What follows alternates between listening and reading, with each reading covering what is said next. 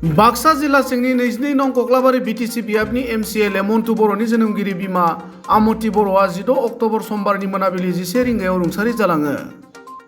MCLA Mantu बर'नि जोनोमगिरि बिमानि रुंसारि जानायाव नखरजों लोगोसे ओनसोलनि रायजो राजाफोरा गोथौ दुखु मोननाय फोरमायो आरो रुंसारि आमत बर'नि जोबथा बिदाय होनाय बुब्लियाव बाहागो लानानै UPPL हानजानि CWC सोद्रोमा रंजालु बसुमतारिया ओरैबायदि फोरमायो।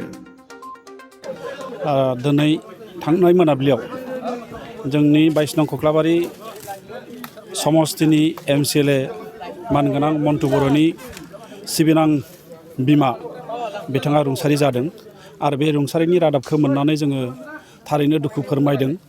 जोङो दिनै कक्लाबारि ब्लक UPPL नि जानानै रुंसारि मन्टु बर'नि बिमानिसिम जोंनिफ्राय आर'ज दा बिथाङा सोरगोआव जेन जायगा मोनो बिथांनि रुंसारि जिउमाया बेखौनो जोङो हास्थायदों आरो लोगोसे बेवहाय गामिनि अर्थात सिमला गामिनि गासै मानगोनां रायजोफोरा बिथां बिमाखौ सावनायाव बाहागो लादों।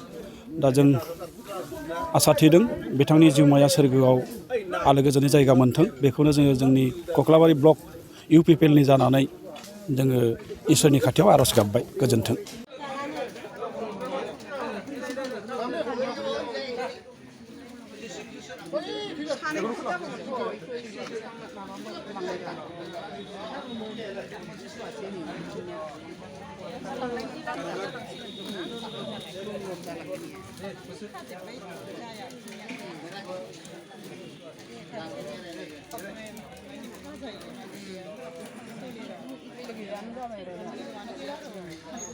mau खायो सायाव ओरै मस्रायनानै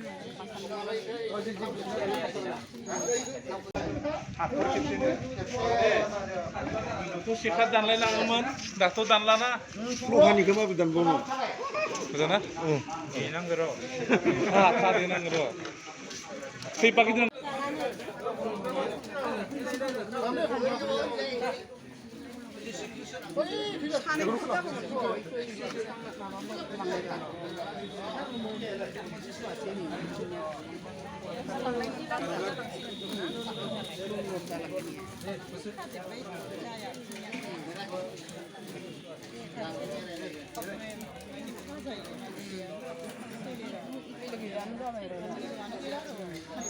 mau खायो सायाव ओरै मस्रायनानै